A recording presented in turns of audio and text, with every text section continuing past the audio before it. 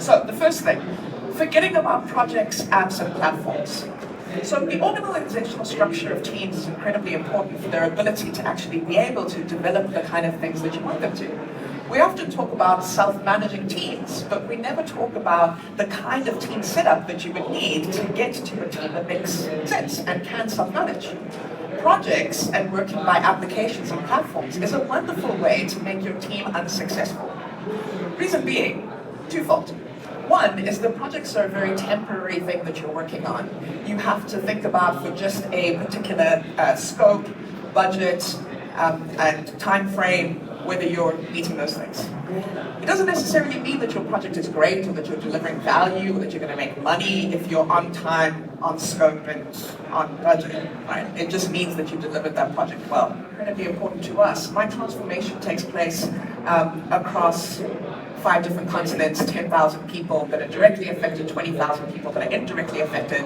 So when I talk about needing to make something happen, I'm not talking about for a group of 20 people, I mean at scale. And even at scale, people have thought Agile coaching doesn't work. I'm finding that actually works very well to have Agile coaching at scale. You just have to think very thoughtfully about how you organize those teams. I've also found that local optimization has been something which has been very difficult for us to resolve. There are some problems which are really, really tough. Problems around legacy systems, availability of environments, your budgeting cycle, all of those things. But we tend to not address any of those. We say those are too difficult, and if we try to address those things, we'll fail, so we'll just leave those things for later on and carry on doing these small things. We'll set ourselves metrics that we can see our progress. But the metrics that we set are all proxies because we set things like number of people trained on Agile methodologies. If Agile training and understanding of methodologies was your bottleneck, no problem, you have solved your problem.